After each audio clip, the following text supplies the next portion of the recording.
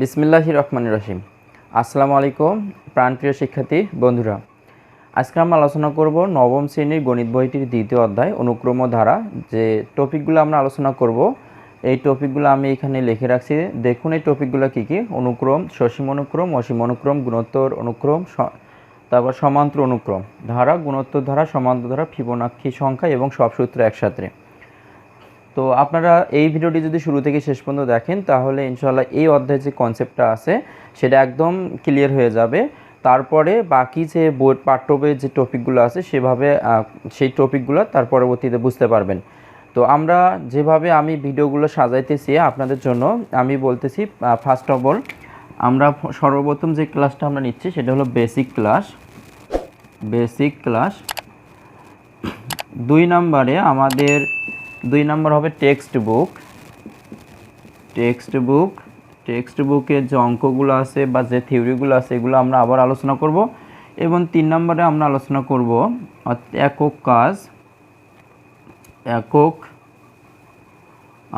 আমরা আলোচনা করব কি একক কাজ, তারপরে দলগত কাজ, একক কাজ, এই ধরনের কন্টেন্টগুলো। তারপরে 4 নম্বরে আমরা আলোচনা করব অনুশীলনী। তার মানে এই তো বেসিক ক্লাস, টেক্সট বুক, একক কাজ, দলগত কাজ, তারপরে অনুশীলনী এবং যে মূল্যায়নের জায়গাটা আমরা কিভাবে তৈরি করব আর কিভাবে শিখতে হবে আমাদের, এই সব কিছু পেয়ে যাবেন আমার এই গণিত শিক্ষাক্রম 2024 এবং নবম গণিত শিক্ষাক্রম নামে একটা প্লে লিস্ট আছে আমার চ্যানেল থেকে, নিউমেরিক স্টাডি জোন। এই চ্যানেল থেকে কি করবেন, যে প্লে লিস্টটা ধারাবাহিকভাবে ফলো করবেন। আর প্রত্যেকটা অধ্যায় ভিত্তিক আলাদা প্লে লিস্ট থাকবে, আপনারা চাইলে সেগুলো ফলো করতে পারেন। তো যারা এখন এই চ্যানেলটি সাবস্ক্রাইব করেননি তো সাবস্ক্রাইব করে পাশে থাকা বেল আইকনটি অন করে রাখেন, যাতে পরবর্তী ভিডিওটা আপলোড করার সাথে সাথে তার নোটিফিকেশন পেয়ে যান। আর যারা ইতিমধ্যে সাবস্ক্রাইব করেছেন তাদেরকে অসংখ্য ধন্যবাদ। আজকে আমরা আমাদের মূল আলোচনায় ফিরে যাচ্ছি। অনুক্রম জিনিসটা কি? অনুক্রম জিনিসটা আমাদেরকে বুঝতে হলে আমাদেরকে প্রথমে বুঝতে হবে ক্রম। আমরা একটা শব্দ জানি, সেটা হলো ক্রম। এই ক্রম শব্দটার অর্থ কি? ক্রম শব্দটার অর্থ হচ্ছে যেমন 1 2 3 4 5 ধারাবাহিক মেইনটেইন করা, সেটাকে আমরা বলতে পারি ক্রম। যেমন আমরা যদি বলি 1, তারপরে হবে 2 3 4 5 এবং 6, অটোমেটিক এগুলো আমাদের মাথায় সেট আপ দেওয়া আছে যে 1-এর পর 2 হয়, 2-এর পর 3 হয়, 3-এর পর 4 হয়, 4-এর পর 5 হয়। এই যে একটার পর একটা সংখ্যা ক্রমান্বয়ে আসবে, এটাকে আমরা বলি এক একটি করি ক্রম। তো এখন যদি আমি বলি যে এই সংখ্যাটা ডট ডট দিলাম, দিয়ে এখানে কমা দিয়ে আমি লিখলাম কি n, তাহলে এটাকে আমি বলতে পারি যে একটা আমাদের কি ক্রম থেকে বেসিক্যালি আমাদের অনুক্রম কনসেপ্টটা এসেছে। ক্রম থেকেই বেসিক্যালি আমাদের অনুক্রম কনসেপ্টে এসেছে। তো এখন অনুক্রমকে যদি আমরা ডিভাইডেড করি, অনুক্রমকে আমরা আরও বিভিন্নভাবে অনুক্রম জিনিসটা বুঝতে পারি। ধরেন আপনাকে আমি কি দিলাম, এক বক্স মার্কার দিলাম, দিয়ে বললাম যে আপনি কি করবেন, যে 10টা মার্কার আছে আমার হাতে, যে 10 জনকে দিয়ে দেবেন। তাহলে কি করবেন, 10 জনকে দিয়ে দেবেন, একটা একটা করে মার্কার দিবেন। এখন 1 2 3 4 5 এইভাবে মার্কারগুলো যদি আপনি গণেন তাহলে কি করবেন, 1 2 3 4 5 6 7 8 9 10 11 12 পর্যন্ত গণবেন। এই 1-এর পর 2 2-এর পর 3 এভাবে যে ক্রমান্বয়ে গুনতেছেন, এটাকে আমরা বলবো কি একটা অনুক্রম। এখন অনুক্রমের আরেকটা কনসেপ্ট আছে। অনুক্রমকে আমরা যদি বুঝতে চাই তাহলে আমাদের ক্রম শব্দটা বুঝতে হবে, সেটা আমরা বুঝলাম। তারপরে আরও কোথাও ব্যবহার করা, যেমন রোল কল করি, যে স্কুলে বিভিন্ন শিক্ষা প্রতিষ্ঠানে রোল কল করা হয়, 1 2 3 4 5 এইভাবে রোল কল করা, 1 2 3 4, এগুলোকে আমরা কি বলতে পারি, অনুক্রম বলতে পারি। তো অনুক্রম থেকে আমরা বেসিক্যালি পাইলাম কি, আমরা ক্রম থেকে আমরা বেসিক্যালি পাচ্ছি হলো অনুক্রম। এখন অনুক্রমের কিছু শর্ত আছে। অনুক্রম হতে হলে অবশ্যই পদগুলোর মাঝে কি থাকতে হবে, এক একটা করে সম্পর্ক থাকতে হবে, এটা 1 নাম্বার। আর 2 নাম্বার, প্রত্যেকটা পদের মাঝে কি থাকবে, একটি করে কমা চিহ্ন থাকতে হবে। যদি কমা চিহ্ন না থেকে যদি প্লাস মাইনাস চিহ্ন থাকে তাহলে ওটা কি হয়ে যাবে, ধারা হয়ে যাবে। তাহলে অনুক্রম আর ধারার বেসিক কনসেপ্ট, অনুক্রমের মাঝে প্রতিটি পদের মাঝে কি চিহ্ন থাকবে, প্রতিটি পদের মাঝে কমা চিহ্ন থাকবে। এটা হলো অনুক্রমে একটা শর্ত। আর ধারার ক্ষেত্রে কি হবে, ধারার ক্ষেত্রে প্রতিটি পদের মাঝে প্লাস মাইনাস চিহ্ন থাকবে। প্লাস মাইনাস চিহ্ন থাকলে হবে ধারা, আর কমা চিহ্ন থাকলে হবে অনুক্রম। তাহলে অনুক্রমকে আমরা কয় ভাগে ভাগ করতে পারি, বেসিক্যালি অনুক্রমকে আমরা 2টি ভাগে ভাগ করতে পারি। একটার নাম হলো সসীম অনুক্রম, আর একটার নাম অসীম অনুক্রম। এখন প্রশ্ন হলো সসীম শব্দটা থেকে অনুক্রম, অনুক্রম তো আমরা বুঝলাম, তাহলে সসীম অনুক্রম বলতে কী বোঝায়, সসীম বলতে কী বোঝায়, সসীম বলতে লিমিটেশন বোঝায়, বাউন্ডিং বোঝায়। আর অসীম বলতে কী বোঝায়, যে যার কোনো শেষ নেই বা লিমিটেশন নেই বা বাউন্ডিং নেই, সেটাকে আমরা বলবো অসীম। এখন দেখেন আমরা যদি একটা অনুক্রম লিখি 2 4 6 8 10 ডট ডট, এখানে দিলাম 2n। একটা বিষয় কি খেয়াল করতেছেন যে এই যে পদগুলো এখানে যেমন 2 4 2 4 6 8 10, এগুলো কোনো একটা সাধারণ পদ অনুসরণ করে চলে। আমি আরেকবার বলতে 2 4 6 8 10, এই পদগুলো কোনো একটি সাধারণ পদ অনুসরণ করে চলে। তাহলে সেই জন্য আমরা লাস্টে গিয়ে যে এই জায়গাটাতে লিখব, এটা কি লিখব, সাধারণ পদ এখানে থাকবে, কি থাকবে, সাধারণ পদ। এই সাধারণ পদের মধ্যে যদি এখন যদি আমরা 2n, এই জায়গাতে যদি আমরা n এর মান 1 বসাই, তাহলে n এর মান যদি 1 হলে তাহলে আমরা প্রথম পদ, n এর মান 1 মানে কি প্রথম পদ, তাহলে প্রথম পদ কত পাবো, 2 × 1 = 2, এটা আমরা প্রথম পদ পাইলাম 2। এখন n এর মান 2 মানে কি দ্বিতীয় পদ, দ্বিতীয় পদ হলে তাহলে 2 × 2 = 4, এটা আমরা পেলাম দ্বিতীয় পদ। তার মানে আমরা বুঝতেছি যে কোনো একটা অনুক্রম বা কোনো একটা ধারা সেটা কি করে, সাধারণ পদ অনুসরণ করে অগ্রসর হয় বা চলে। তাহলে আমরা সাধারণ পদ বুঝলাম এবং সেই সাথে কি সসীম অনুক্রম বুঝলাম। সসীম অনুক্রমের মধ্যে দেখেন এখানে আমরা কি করলাম, ডট ডট দেব, দেওয়ার পর লাস্টে লিখলাম 102। তার মানে সসীম অনুক্রমে সর্বশেষ পদটি থাকবে, মাথায় সেট আপ দেন, সসীম অনুক্রমে সর্বশেষ পদটি থাকবে। আর অসীম অনুক্রমের মধ্যে কি হবে, এই অনুক্রমটা আবার লিখলাম 2 4 6 8 10 ডট ডট, কিন্তু অসীম অনুক্রমের মধ্যে সর্বশেষ পদ থাকবে না। তাহলে সসীম অনুক্রমের মধ্যে কি হবে, সর্বশেষ পদ থাকবে, সর্বশেষ পদ থাকবে। এটা হলো অসীম অনুক্রমের মানে সসীম অনুক্রমের থিওরি। আর অসীম অনুক্রমের থিওরি হচ্ছে সর্বশেষ পদ থাকবে না, এটা হলো অসীম অনুক্রম। এখন আমরা দেখব সসীম অনুক্রমকে আবার দুইটি ভাগে ভাগ করা যায়, আবার অসীম অনুক্রমকেও দুটি ভাগে ভাগ করা যায়। তো সসীম অনুক্রমকে একটা আমরা বলতে পারি সমান্তর, আর একটা বলতে পারি গুণোত্তর। তো ঠিক এখানেও অসীম এবং সসীম দুই অনুক্রমকেই দুইটি ভাগে ভাগ করা যায়।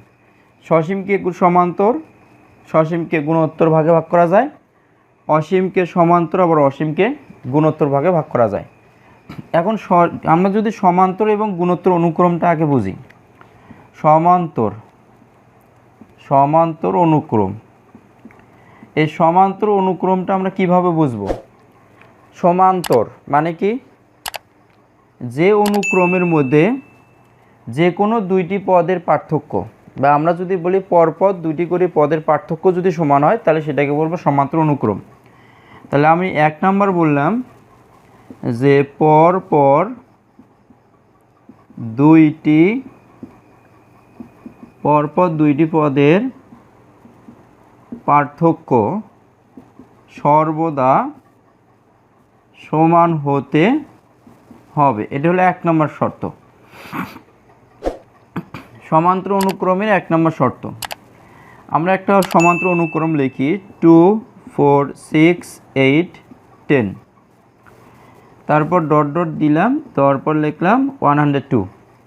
তো এখানে খেয়াল করেন আমরা যদি দ্বিতীয় পদ থেকে প্রথম পদকে বাদ দিই তাহলে পার্থক্য কত পেলাম 2, আবার 6 থেকে যদি 4কে বাদ দিই পার্থক্য 2, 8 থেকে 6কে বাদ দিলে পার্থক্য 2, আবার 10 থেকে 8কে বাদ দিলে পার্থক্য 2।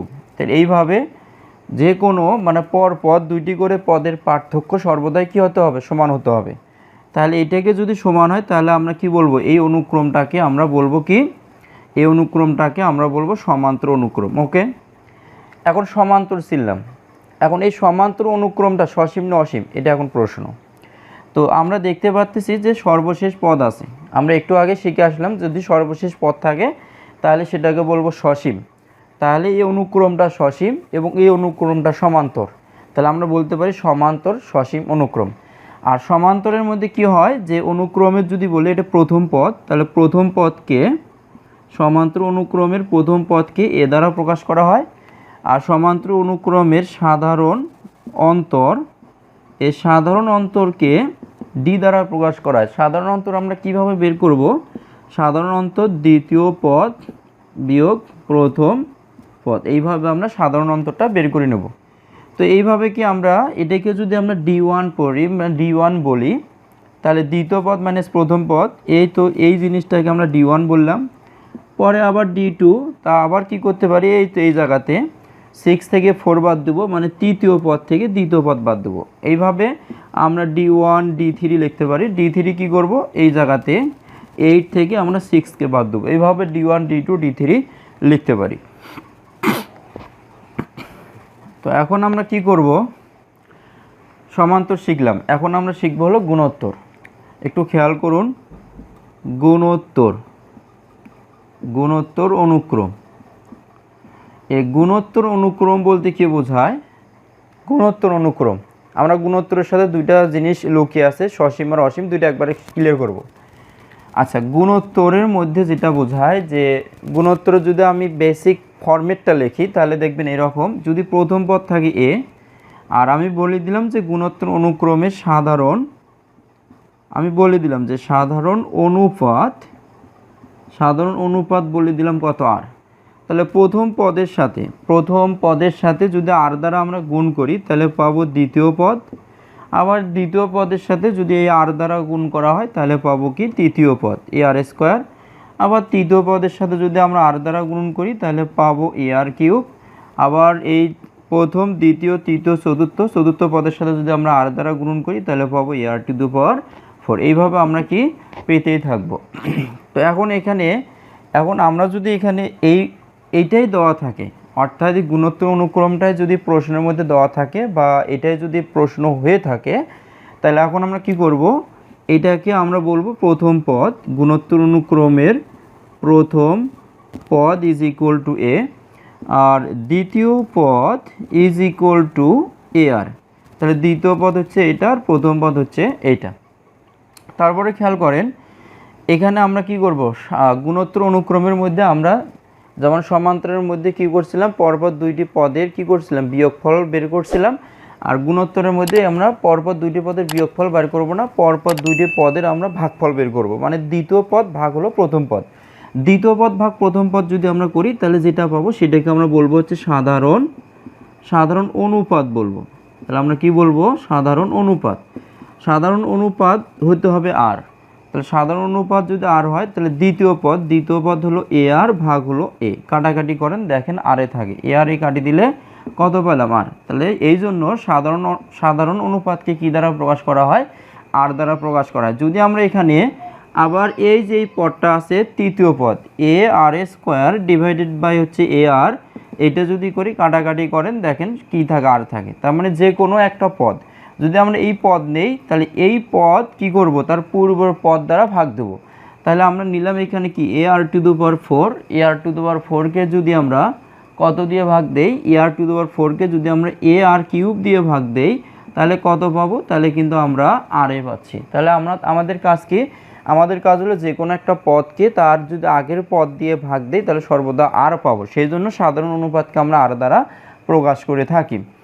আচ্ছা, তো এখন বিষয়টা হলো কি, আমরা তো গুণোত্তর অনুক্রমটা আমরা বুঝলাম যে গুণোত্তর অনুক্রমের মধ্যে দুটো কনসেপ্ট, একটা সসীম একটা অসীম। তো আমরা যদি গুণোত্তর অনুক্রমের পদটা যদি এইভাবে চলতেই থাকে তাহলে সেটাকে আমরা বলবো কি, এই যে সর্বশেষ কোনো টার্ম নাই বা কোনো পদ নাই, তখন আমরা এটাকে বলবো কি অসীম অনুক্রম। তাহলে এই অসীম অনুক্রমের মধ্যে এই অনুক্রমটা কি গুণোত্তর নাকি সমান্তর, আমরা দেখতে পাচ্ছি এই অনুক্রমটা হচ্ছে কি আমাদের গুণোত্তর অনুক্রম। এই গুণোত্তর অনুক্রমের মধ্যে আবার দেখতে পাচ্ছি সর্বশেষ কোনো পদ নেই, সেই জন্য এটাকে আমরা বলবো কি যে অসীম গুণোত্তর অনুক্রম। এখন যদি সর্বশেষ আমি যদি একটা পদ দেই এ আর টু দি পাওয়ার দিলাম 9, তাহলে এখন আমরা দেখতে পাচ্ছি এটা একটা গুণোত্তর অনুক্রম, কিন্তু এই অনুক্রমের কী হয়, সর্বশেষ একটি টার্ম আছে বা পদ আছে, তখন আমরা এটাকে বলবো কিন্তু আবার সসীম গুণোত্তর অনুক্রম। তাহলে সর্বশেষ কোনো পদ থাকলে সেটাকে বলবো সসীম গুণোত্তর অনুক্রম, সর্বশেষ যদি কোনো পদ না থাকে সেটাকে আমরা বলবো অসীম গুণোত্তর অনুক্রম। ওকে, অনুক্রমের কনসেপ্ট ছিল এই। এখন আমরা একটু ধারা নিয়ে কথা বলবো। অনুক্রম কনসেপ্টটা যদি ভালোভাবে বুঝতে পারেন তো ধারা কনসেপ্টটা আপনারা বুঝতে পারবেন। তো ধারা, তো অনুক্রম আর ধারার মধ্যে শুরুতে আমি বলছিলাম বেসিক পার্থক্য কি। অনুক্রম এবং ধারার মধ্যে বেসিক পার্থক্য হচ্ছে অনুক্রমের মধ্যে কি থাকবে, যে কমা চিহ্ন থাকবে, এবং ধারার মাঝে কি থাকবে, প্লাস মাইনাস চিহ্ন থাকবে। তো ধারাকেও ঠিক আমরা দুই ভাগে ভাগ করতে পারি, যে একটা আমরা নর্মাল কনসেপ্টটাই শিখবো, একটা হচ্ছে গুণোত্তর ধারা, একটা হচ্ছে কি আমরা সমান্তর ধারা, এটা শিখবো। ওকে, তাহলে আগে বলবো সমান্তর ধারা। আমরা সমান্তর ধারা শিখবো, তারপরে আমরা শিখবো হচ্ছে গুণোত্তর ধারা। ওকে, গুণোত্তর ধারা। তাহলে সমান্তর ধারা, আমরা সমান্তর অনুক্রম অটোমেটিক শিখে গেছি ইতিমধ্যে। তো যেহেতু সমান্তর অনুক্রম আমরা শিখেছি বা শিখছি মোটামুটি, তো এখন এই সমান্তর অনুক্রম থেকে যে পদগুলোর মাঝে আমরা কমা চিহ্ন ইউজ করছিলাম, সেখান থেকে এখন আমরা প্লাস মাইনাস চিহ্ন ইউজ করে সেটাকে আমরা ধারায় কনভার্ট করব। যেমন আমি এখানে সমান্তর একটা অনুক্রম যদি লিখি, তাহলে 2 4 6 8 10, এটাকে আমরা সমান্তর অনুক্রম বলছিলাম। এখন এই যে কমার পরিবর্তে যদি আমরা প্লাস চিহ্ন ইউজ করি, তাহলে এটাকে এখন আমরা বলবো সমান্তর ধারা। এখন প্রশ্ন হতে পারে এই সমান্তর ধারাটা সসীম না অসীম, আপনারা বলেন, কমেন্ট বক্সে অবশ্যই জানাবেন এটা সমান্তর ধারাটা সসীম না অসীম। তো আমি কিন্তু এখানে দেখতে পাচ্ছি যে সর্বশেষ পদ কিন্তু এখানে নাই, তাহলে অবশ্যই কি হতে পারে কমেন্ট বক্সে জানিয়ে দেবেন। আচ্ছা, যদি এখন আমরা আরেকটা লিখি, যেমন 6 8, তারপর লিখলাম 10, তারপর 12 14, এইভাবে ডট ডট এখানে লিখলাম 20। তো আমরা এখানে দেখতে পারতেছি এটা কিন্তু সর্বশেষ কি পদ আছে, তার মানে এটাকে বলবো সসীম। সর্বশেষ পদ নাই, কি হবে কমেন্ট বক্সে জানিয়ে দেবেন। এটা আছে সসীম, আর এটা একটা ধারা, সেই জন্য এটাকে বলতে পারি সসীম সমান্তর ধারা। এই সমান্তর ধারার ক্ষেত্রে আমি ডট ডট দিয়ে রাখলাম। তো এই সমান্তর ধারার ক্ষেত্রে এটাকে আমরা বলবো কি প্রথম পদ। তাহলে সমান্তর ধারার ক্ষেত্রে এখন আমি লিখতেছি যে সমান্তর ধারার প্রথম পদ। তাহলে প্রথম পদ আমরা লিখলাম এখানে প্রথম পদ এ ইকুয়াল কত, 6, এ ইকুয়াল 6। তাহলে দ্বিতীয় পদ কত, দ্বিতীয় পদ হচ্ছে 8, তাহলে আমরা এখানে লিখলাম দ্বিতীয় পদ কত, 8। এখন আমি যদি প্রশ্ন করি যে আই ডোন্ট নো এইটা কি হতে পারে, সমান্তর নাকি গুণোত্তর, এটা আমি আইডেন্টিফাই করব কিভাবে বা চিনবই বা কিভাবে, তখন আমাদের যেটা কাজ হবে, আমরা কি করব, এইটার প্রথমে আমরা দুইটা করে পদের বিয়োগফল বের করে নেব। বিয়োগফল, যেমন আমরা 8 থেকে 6কে বাদ দিলাম, কত পেলাম, 2। আবার কি করব, 10 থেকে 8কে বাদ দিলাম, কত পেলাম, 2। আবার 12 থেকে 10কে বাদ দিলাম, কত পেলাম, 2। এইভাবে আমরা কি করব, যে বড় থেকে তার আগের পদটাকে বিয়োগ করব, যে কোনো পদ তার আগের পদ থেকে বিয়োগ করে আমরা মানগুলো বের করে নেব। ওকে, এটা ছিল আমাদের 1 নম্বর কাজ। 2 নম্বর কাজ কি হবে, এখন এটা তো দেখলাম যে কোনো পদ থেকে তার আগের পদ বিয়োগ করে সবগুলো মান সমান, তার মানে আমি কনফার্ম এটা একটা সমান্তর হবে। এখন এটা গুণোত্তর কিনা টেস্ট করি। 8কে আমরা ভাগ দেবো 6 দ্বারা, তাহলে এটা ভাগ দিলে কত থাকে, উপরে থাকে 4, নিচে থাকে 3। আবার এখানে যদি 10কে ভাগ দিই 8 দ্বারা, তাহলে উপরে থাকবে 5, নিচে থাকতেছে হলো 4, তাহলে 5/4। তার মানে আমরা দেখতে পারতেছি এখানে 4/3, এখানে 5/3, তার মানে এই দুটো কি নয়, সমান নয়। যেহেতু আমাদের এখানে অনুপাত সমান নয়, আমাদের সমান হচ্ছে যে কোনো দুইটি পদের বিয়োগফল সর্বদাই আমাদের সমান হচ্ছে। যেহেতু এখানে বিয়োগফল সমান হচ্ছে, সেহেতু এটাকে আমরা সমান্তর ধারা বলতে পারি। আর যদি অনুপাত সমান হতো, তাহলে সেটাকে আমরা গুণোত্তর ধারা বলতাম। যেমন গুণোত্তর ধারার ক্ষেত্রে আমি একটা এক্সাম্পল দিই। এখানে লিখলাম 4, তারপর 8, তারপর 16, তারপর লিখলাম 32।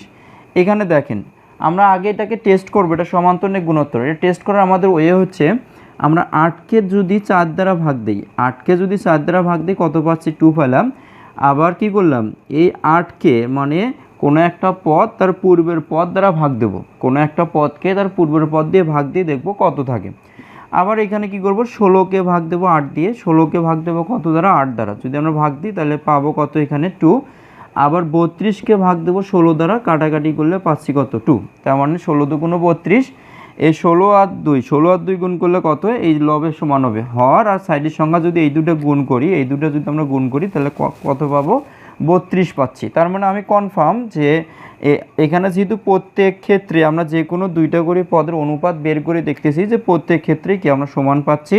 যেহেতু সমান পাচ্ছি, অনুপাত সমান পাচ্ছি, যে কোনো দুইটি পদের প্রত্যেক ক্ষেত্রেই অনুপাত সমান পাচ্ছি, সেই জন্য এটাকে আমরা কি বলবো, এটাকে আমরা বলবো কি, গুণোত্তর ধারা। আর এখানে দুইটি করে পদের বিয়োগফল আমরা সমান পাচ্ছি, এটাকে আমরা সমান্তর ধারা। গুণোত্তর ধারা, সমান্তর ধারা।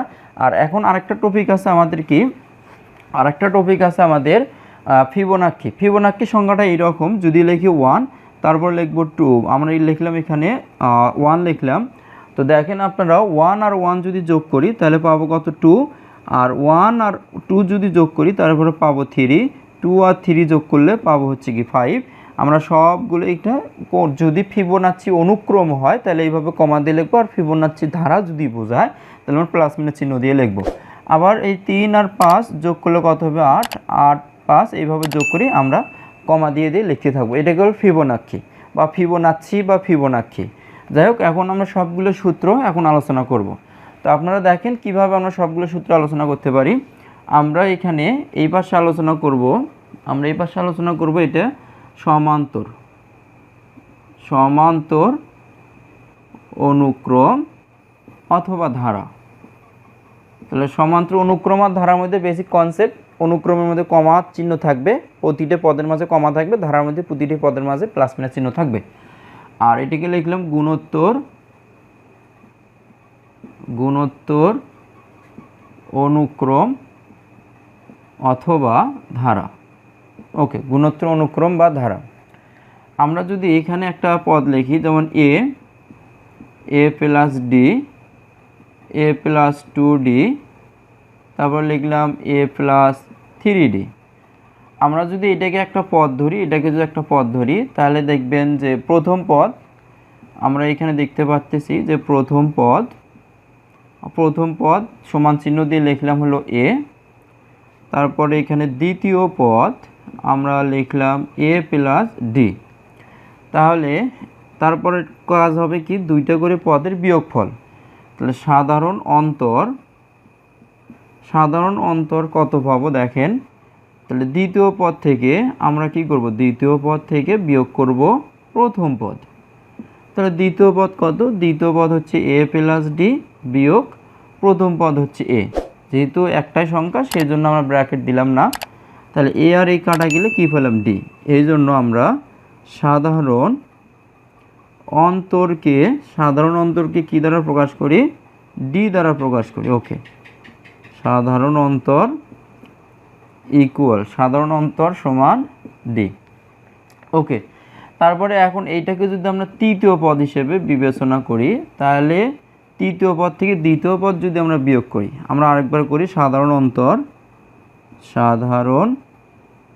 অন্তর, তাহলে আমরা কি করব, তৃতীয় পদ হচ্ছে a প্লাস 2d থেকে যদি বিয়োগ করি প্রথম পদ, তাহলে a প্লাস d আছে। ওকে, তো এখানে লিখবো a plus 2d minus a minus কিন্তু d।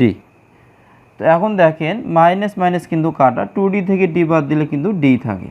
তাহলে যেহেতু এখানে প্রতিটি পদের মাঝেই কি থাকতেছে, অর্থাৎ দুইটা করে পদ, আমরা কিন্তু এটাকে একটা পদ ধরতেছি, এটাকে একটা পদ ধরতেছি। তার মানে আমরা এটাকে একটা এইভাবে ব্র্যাকেটের মধ্যে রেখে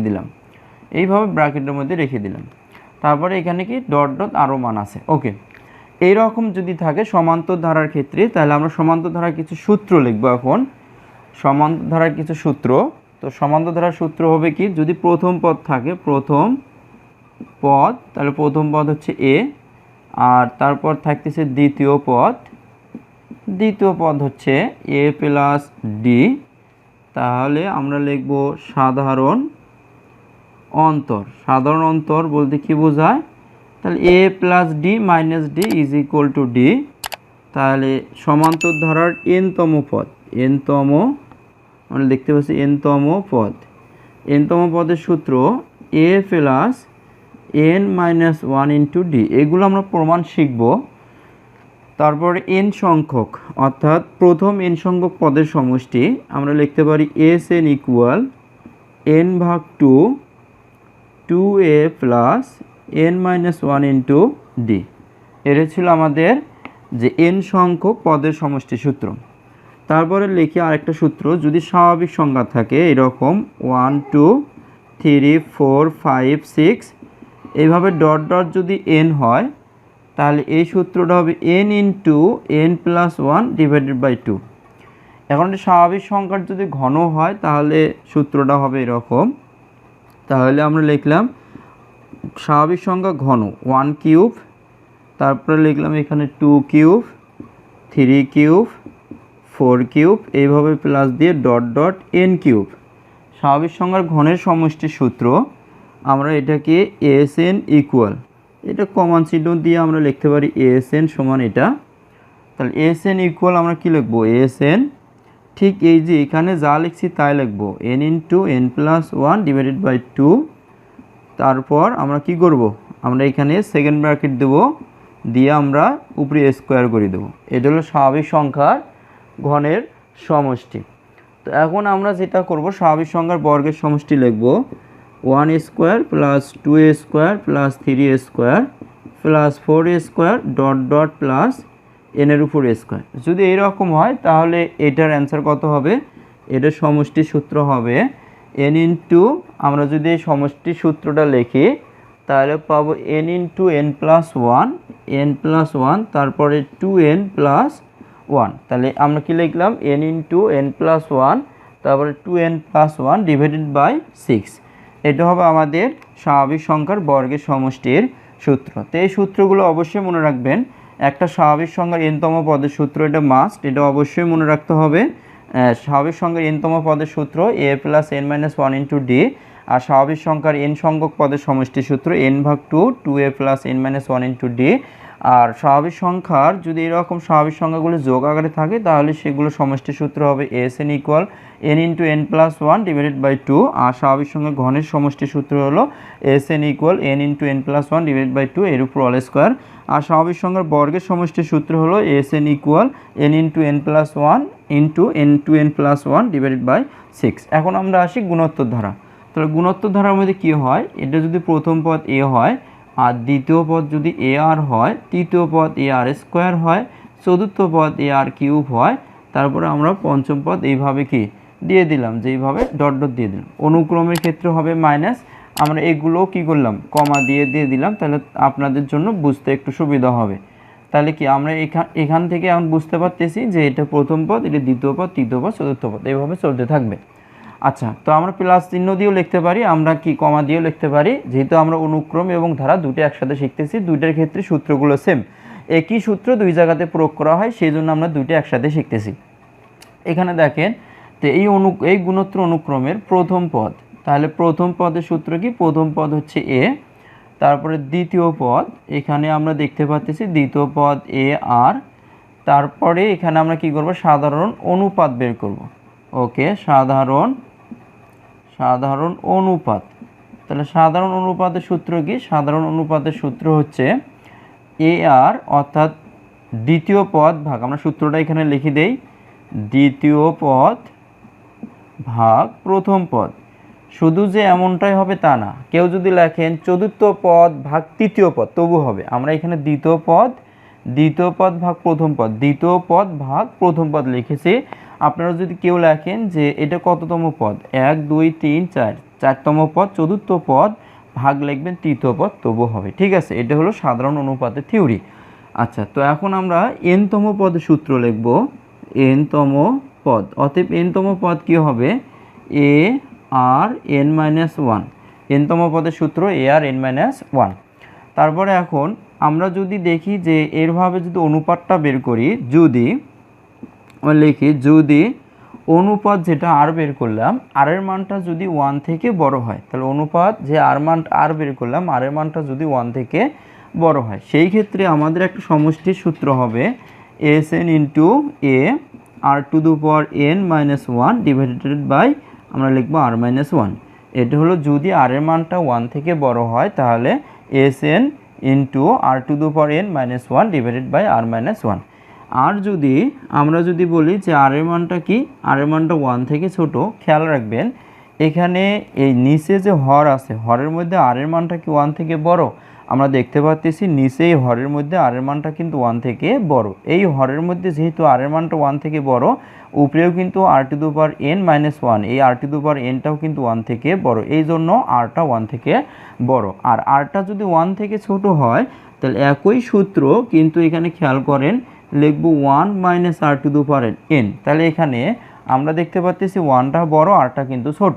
যেহেতু এখানে 1টা বড়, rটা ছোট, সেই জন্য 1টা সামনে থাকবে, rটা পরে থাকবে, ডিভাইডেড বাই 1 - r। ওকে, এটা গেল সমষ্টির সূত্র। তারপরে আরও সূত্র আছে এখানে, যদি আমরা লিখি অসীম বা অর্থাৎ গুণোত্তর ধারার, আমরা উচ্চতরের মধ্যে কিছু সূত্র ছিল আগে, উচ্চতর আর সাধারণ গণিত এখন এক জায়গাতে করে ফেলছে। উচ্চতরের মধ্যে ছিল যে যদি আংশিক সমষ্টি থাকে, অর্থাৎ ধারাটির যদি কোনো সমষ্টি থাকে, আমরা যেটা বলি হচ্ছে আংশিক সমষ্টি, বা আংশিক সমষ্টি যদি থাকে তাহলে সেই সমষ্টি নির্ণয় করেন। তাহলে আংশিক সমষ্টির সূত্র, বা আমরা এটাকে এইভাবে লিখতে পারি আংশিক সমষ্টি না, অসীমতক সমষ্টি, অসীমতক সমষ্টি। তাহলে কোনো একটা ধারার বা যদি অসীমতক সমষ্টি থাকে তাহলে সেই অসীমতক সমষ্টি নির্ণয় করো, এটা একটা প্রশ্ন থাকে। তো অসীমতক সমষ্টির একটা থিওরি থাকে। আমরা যদি এখানে দেখি যে অসীমতক সমষ্টি, তো অসীমতক সমষ্টি কাকে বলে? অসীমতক সমষ্টিকে আমরা এস ইনফিনিটিভ দ্বারা প্রকাশ করতে পারি। অসীমতক সমষ্টিকে কী দ্বারা প্রকাশ করা হয়? এস ইনফিনিটিভ দ্বারা প্রকাশ করা হয় অসীমতক সমষ্টিকে। তো অসীমতক সমষ্টি থাকার একটা শর্ত আছে, সেই শর্তটা আমি এখানে লিখতেছি। অসীমতক সমষ্টি থাকার একটা শর্ত আছে, তার শর্তটা কি? শর্তটা হবে আর মডুলাস <1। এটা অসীমতক সমষ্টি থাকার শর্ত। আমরা আগে অঙ্ক করছি, অনেক অসংখ্য হায়ার ম্যাথের মধ্যে করে এসেছি, এইরকম অসংখ্য অঙ্ক আমরা করে এসেছি যে অসীমতক সমষ্টি থাকবে যদিও কেবল যদি r<1 হয়, অর্থাৎ আর মডুলাসের মান সর্বদা কী হতে হবে? 1 থেকে ছোট হতে হবে। আর মডুলাসের মান সর্বদা কত হতে হবে? 1 থেকে ছোট হতে হবে, তাহলে অসীমতক সমষ্টি থাকবে। আচ্ছা, অসীমতক সমষ্টির এর পরের লাইনটা আমরা যেটা করব, তাহলে -1 কি লিখবো? 1। তাহলে -1 r<1, আমরা এইভাবে এটাকে কমপ্লিট করতে পারি। ওকে, আমি এগুলো একটু মিশিয়ে দিলাম, দিয়ে অসীমতক সমষ্টির যে থিওরিগুলো আছে বা আরও কিছু সূত্র আছে সেগুলো আমরা একটু লিখব। তাহলে যেহেতু অসীমতক সমষ্টির একটা থিওরি পেলাম r<1, এটাকে আমি আবার লিখতেছি। দেখেন এটা লেখার সিস্টেম, এই পাশে যে সংখ্যাটা থাকবে সেই সংখ্যাটা এখানে ঋণাত্মক আকারে থাকবে, এখানে যে চিহ্ন থাকবে সেই চিহ্ন বসাবো, আর মডুলাসের ভিতরে যে সংখ্যাটা থাকবে সেটা এখানে বসাবো, তারপরে 1 লিখব।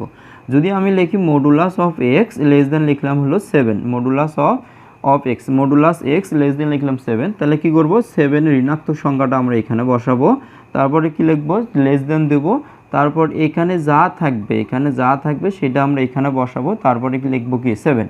আচ্ছা, তো এখানে আমি আরেকটা কনসেপ্ট আপনাদেরকে ক্লিয়ার করার চেষ্টা করতেছি। দেখেন, আমরা যদি মডুলাস লিখলে আমরা দুইটা সংখ্যা পাই, একটা তো ধনাত্মক এক্স পাই, একটা মাইনাস এক্স পাই। এই ধনাত্মক এক্স আমরা কখন পাই? যখন এক্সের মানটা 0 থেকে বড় হয় তখন কিন্তু আমরা ধনাত্মক এক্স পাবো।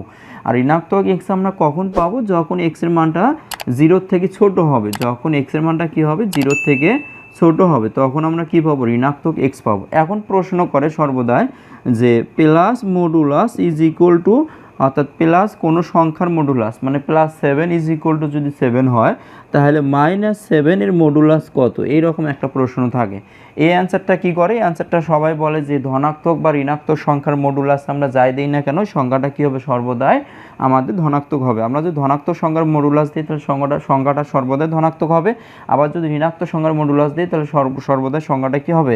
ধনাত্মক হবে। সেই ধনাত্মকের রিজনটা কি? দেখেন, এই সংখ্যাটা, এই ভেতরের সংখ্যাটা কি 0 থেকে ছোট? অবভিয়াসলি ভেতরের সংখ্যাটা 0 থেকে ছোট। তাহলে 0 থেকে ছোট হলে আমাদের থিওরি কি? আমাদের থিওরি হচ্ছে -x। 0 থেকে ছোট হলে কি? -x। তাহলে আমরা লিখলাম হচ্ছে মাইনাস, এই যে সূত্রে কি লিখলাম? মাইনাস, আর x এর মানটা কি? এটা তো 0 থেকে ছোট, x এর জায়গায় লিখবো -7। তাহলে কি হলো? -7 হয়ে গেল। এই তো আমরা সুন্দর একটা টপিক শিখলাম যে ঋণাত্মক সংখ্যার মডুলাসও কি হয়? +7 হয়। তার রিজনটা হচ্ছে এইটা। আচ্ছা, তো এখন আমরা কি করলাম যে আমাদের অসীমতক সমষ্টির যে থিওরিটা ছিল এটা এখন আমরা আলহামদুলিল্লাহ বুঝতে পারছি। যদি আমি আরেকবার লিখি, এখানে x দিয়ে লিখি, x মডুলাস লিখলাম হচ্ছে এখানে অর্থাৎ 9 লিখলাম। তাহলে এটাকে আমরা কিভাবে লিখবো? লিখবো হচ্ছে মাইনাস অর্থাৎ less x minus less than x less than কত লিখবো 9, অর্থাৎ এটার মান হবে মাইনাস থেকে বড় এক্সের মানটা এবং 9 থেকে ছোট। তাহলে এটা হচ্ছে আমাদের মডুলাস, অর্থাৎ মডুলাস এক্স লেস দেন আর বা মডুলাস এক্স লেস দেন কোনো একটা সংখ্যা থাকলে এটাকে আমরা এইভাবে লিখতে পারি। তো এখন আমরা যে কাজটা করব, যে অসীমতক সমষ্টি থাকার শর্ত হচ্ছে এইটা মানে কি আর এর মান যেটা পাবো আর এর মান যদি আমরা হাফ পাই, কথার কথা যেমন আমি একটা অঙ্ক যদি বলি এখানে যে আমরা লিখলাম হচ্ছে 2 লিখলাম, তারপর আমরা লিখলাম হচ্ছে এখানে আমরা 4 লিখলাম, তাহলে 4 লিখলে আমরা আচ্ছা এখানে আমরা এইভাবে লিখি, এটা 4 লিখলাম, এটা 2 লিখলাম, তো তারপরে কত, তারপর লিখলাম হচ্ছে 1। বাই দ্য বাই এটা আমরা আরও একটু এটা লিখলাম হলো 8, তারপর লিখলাম হচ্ছে 4, তারপর লিখলাম 2। আচ্ছা এই সংখ্যাটার কথা যদি আমরা বলি, তো দেখেন আমরা 4কে ভাগ দেবো, অর্থাৎ দ্বিতীয় পদকে ভাগ দেবো প্রথম পদ দ্বারা, তাহলে 4কে 4 দুগুণ 8 অর্থাৎ 4, তাহলে আমরা পাইলাম কত 1/2। আচ্ছা তারপরে খেয়াল করুন যে এইটাকে আমরা যদি এই যে 2কে আবার 2কে ভাগ দেবো কত দ্বারা, 2কে ভাগ দেবো 4 দ্বারা, যদি কাটাকাটি করি তাহলে পেলাম কিন্তু হাফ। এই যে হাফ আমরা এটা কারের মান পেলাম, এটা কিন্তু অনুপাতের মান পেলাম।